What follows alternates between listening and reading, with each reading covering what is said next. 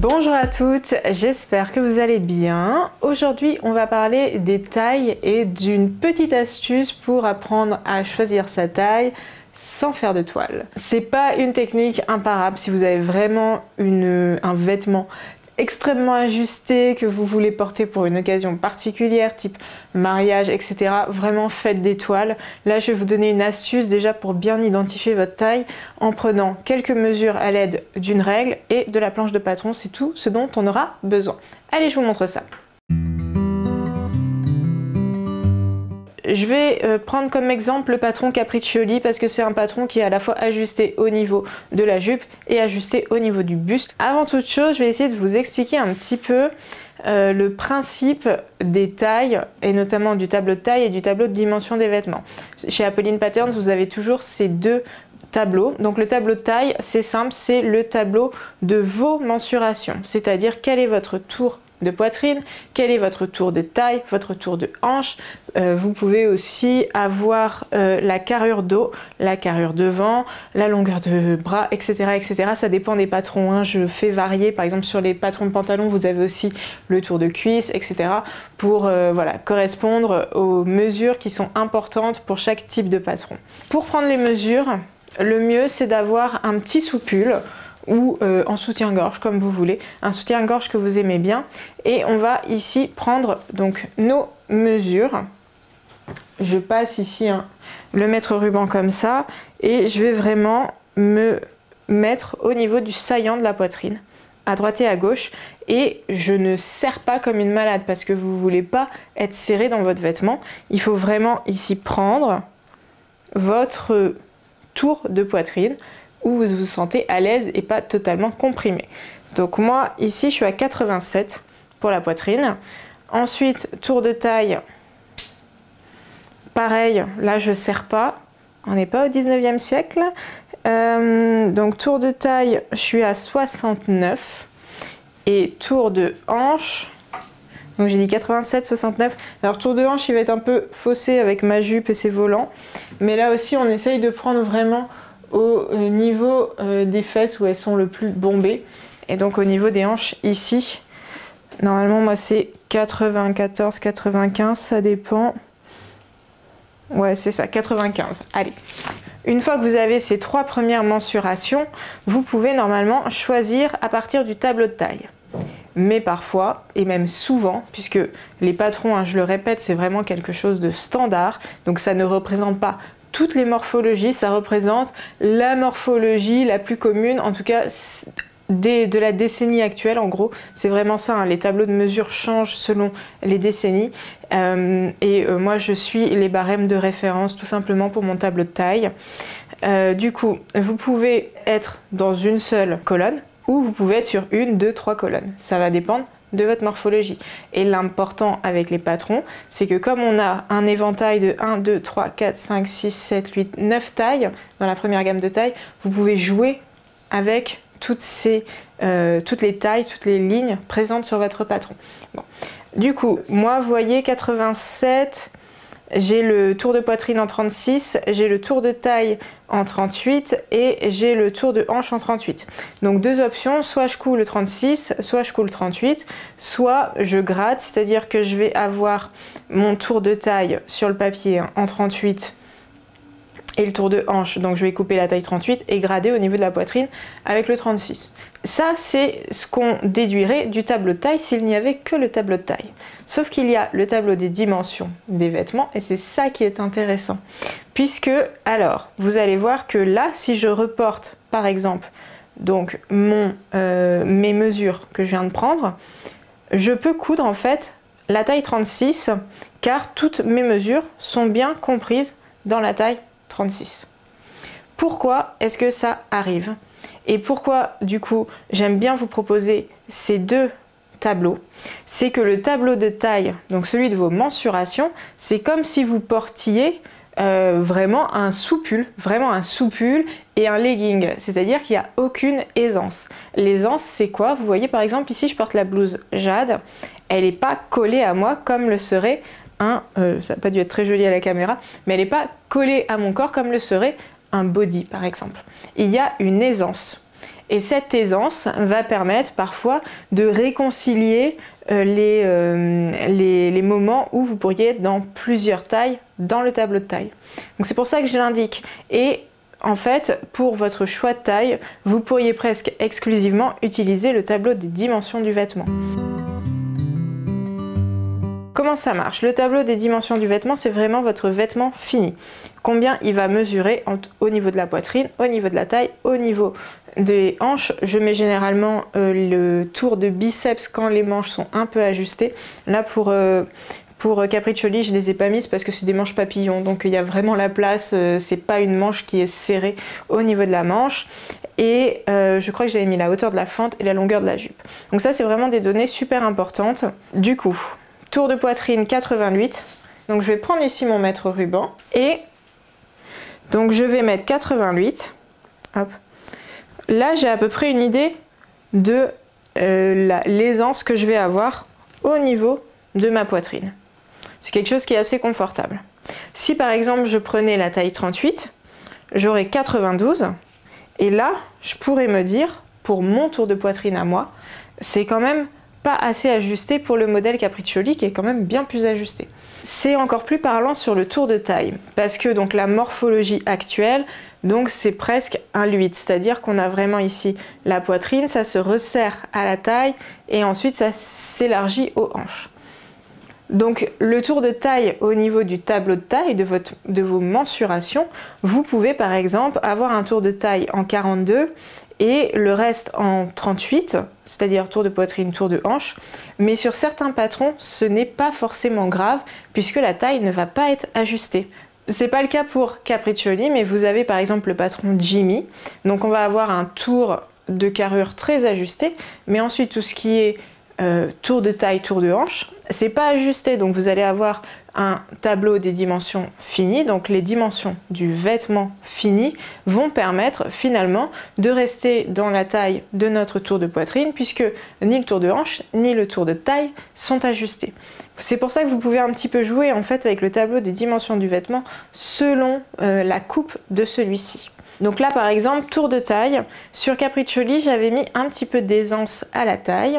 Donc l'aisance c'est la différence entre votre tour de taille à vous et la dimension finie du vêtement. On rajoute de l'aisance pour être un petit peu plus à l'aise dans les patrons.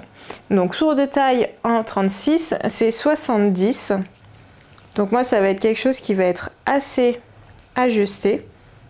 Donc ma taille sera marquée, mais si j'avais pris la taille 38, donc par rapport à mon tour de taille, j'aurais eu quelque chose d'un petit peu moins ajusté. Donc ça c'est 74 cm et c'est un petit peu ce que je voulais avec le patron Capriccioli pour qu'il ne marque pas trop la taille et qu'il aille mieux à des morphologies par exemple en H, donc qui n'ont pas la taille marquée. Ça c'est des petits choix ensuite que je fais au niveau des tableaux de taille et comme je vous le disais, hein, vous avez toutes les lignes sur le tracé de votre patron, donc normalement vous pouvez vous y retrouver. Tour de hanche, on est à 98,5, donc 98,5 par rapport à moi. Vous voyez, ça va faire un tour de hanche comme ça qui est assez ajusté mais qui me laisse quand même bien la possibilité de m'asseoir, de bouger, etc. Si j'avais pris la taille en dessous, donc qui correspond vraiment à mon tour de hanche, donc en 34, j'aurais vraiment été serrée et c'est pas vraiment ça que j'aime bien. Ce que je voulais vous montrer dans cette première partie, c'est vraiment la différence entre le tableau de taille et le tableau des dimensions des vêtements et comment on peut jouer entre les deux pour choisir sa taille. Vous voyez par exemple sur le tableau de taille, je serais plutôt partie dans la case 38, mais finalement en étudiant bien les dimensions finies du vêtement, je vais plutôt partir sur la taille 36 parce que j'ai vérifié mon aisance et je trouve que le vêtement m'irait mieux comme ça. Voilà. J'espère que cette partie est claire. Maintenant, je vais vous montrer donc la deuxième partie, c'est un peu comment on calcule les dimensions du vêtement. Vous allez voir que sur les patrons Apolline Patterns, il y a plusieurs lignes, donc on a le tour de poitrine, tour de taille, tour de hanche, mais il est possible que vous vouliez mesurer d'autres mesures avant de faire votre choix au niveau de la taille et c'est ça que je voulais vous montrer du coup avec l'un des patrons. Je prends ici le patron Janie. Pourquoi Janie? Parce qu'il a l'avantage d'avoir des manches assez ajustées, donc on va pouvoir aussi s'intéresser à cette partie du patron. Ici, j'ai déjà calculé les dimensions finies du vêtement. Donc on ne va pas recalculer le tour de poitrine, le tour de taille, le tour de hanche. Ce que j'ai pas mis dans le tableau des dimensions finies du vêtement, c'est par exemple la manche. Donc je vais trouver la manche sur mon patron et je vais vous montrer ça. Ici, je vais prendre la manche puisque dans le tableau des dimensions finies du vêtement, elle n'y est pas et vous voudriez bien savoir à quel point elle est ajustée au niveau du bras. Donc il y a deux lignes là de référence, ça va être pas loin de notre bas de manche, donc ici, vous allez avoir le biceps. Vous pouvez par exemple prendre une ligne ici qui serait à allez, 6 cm du biceps et tracer, ou juste mesurer, je vais rester sur le 36, voilà, mon biceps ici fait 33 cm. Donc je vais noter sur une feuille à côté 33 cm. Donc ça, c'est la mesure du biceps. Et si vous voulez, vous pourriez prendre le poignet, mais en réalité, sur le modèle, c'est pas forcément pertinent puisqu'il y a une valeur de fronce. Il vaut mieux prendre la longueur du poignet de manche pour voir si ça vous convient. On fera ça juste après. Donc ça, c'est la dimension de ma manche au niveau du biceps à plat. Il faut enlever, donc moins, les marges de couture.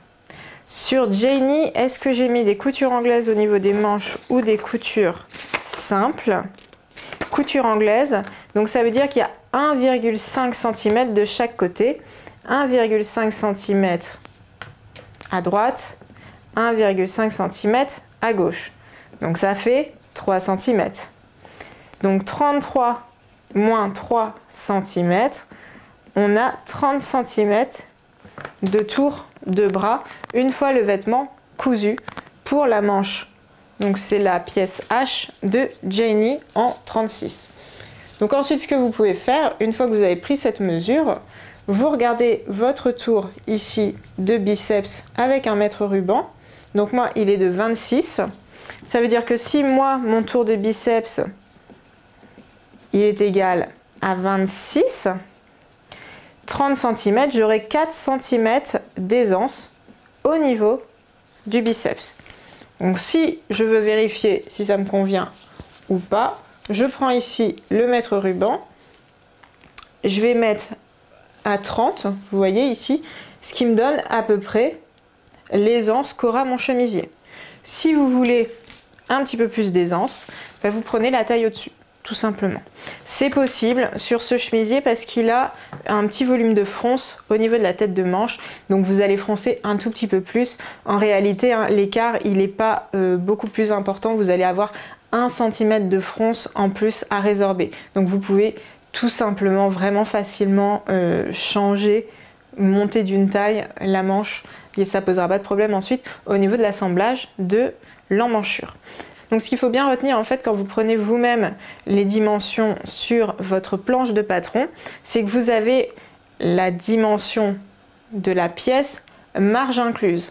Donc il faut ensuite savoir si c'était des coutures simples qui étaient prévues, des coutures anglaises, une valeur d'ourlet ou autre type de couture, mais je crois qu'il n'y en a pas.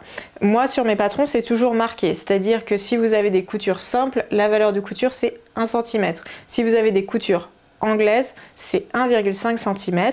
Pour les ourlets, ça dépend. Si c'est un ourlet classique, c'est 3 cm. Si c'est un ourlet mouchoir, c'est 2 cm. Pour les patrons mailles, j'ai mis 6 mm, mais la petite technique que je vous apprends, elle n'est pas forcément applicable sur les patrons mailles parce que justement, sur certains modèles, on va jouer avec l'élasticité du tissu. Voilà. Donc, ça sera plus difficile de prendre les mesures comme je vous le montre là. Il vaut mieux faire une toile. Donc ça c'est pour mon biceps. Je vais vous montrer, donc comme je vous ai dit, la partie poignée de manche. Je vais mesurer, donc je reste sur la taille 36 pour que ce soit cohérent avec toute la vidéo. Donc 23,5. 23,5, c'est la dimension finie. Là, il n'y a aucun de mes côtés qui est au pli. Donc je vais avoir une couture forcément sur les deux côtés. J'ai des coutures simples ici, donc 1 cm ici et 1 cm ici.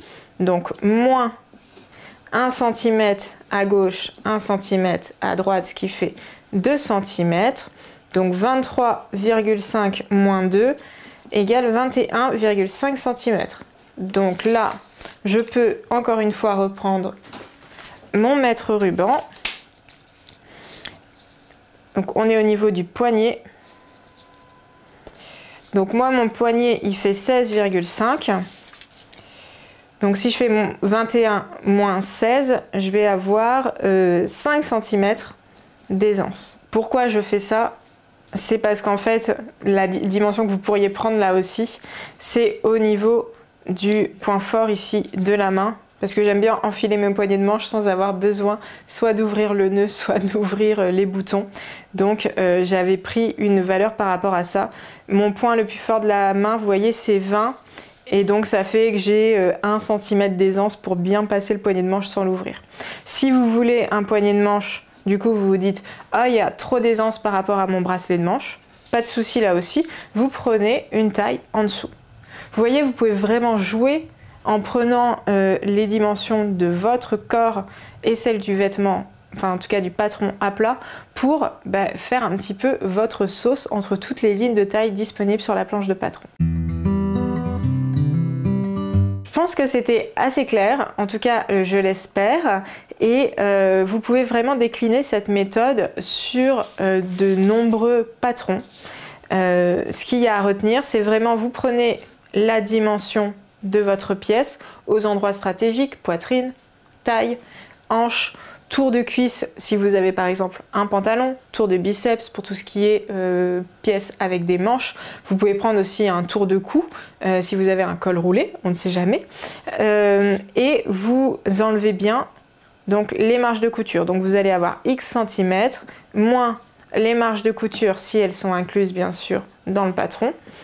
Et le résultat, ça va être la dimension finie du vêtement que vous pouvez ensuite du coup comparer à vos mensurations à vous. Et c'est ainsi que vous allez pouvoir faire les meilleurs choix de compromis de taille, etc. pour vraiment avoir des vêtements qui vont vous aller. Et ça va bien sûr éviter de faire des toiles si vous hésitez entre deux, on va dire entre deux tailles ou voire trois parfois. Bien sûr, ça c'est une méthode qui va aller avec pas mal de vêtements, mais pas tous. Si vous avez des différences de stature par rapport à la stature d'un patron Apolline Patterns ou autre, il vaut quand même mieux faire une toile pour repérer les valeurs d'ajustement. Ça, j'ai fait tout un cours là-dessus où j'expliquais pour réduire proportionnellement la hauteur des pièces. Donc ça, c'est pas tout à fait le même processus. Mais en ce qui concerne l'aisance, le choix de la taille, comment lire le tableau de taille, le tableau des dimensions du vêtement, je pense que cette vidéo vous a expliqué le principe.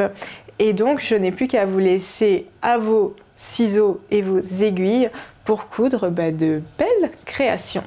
À bientôt!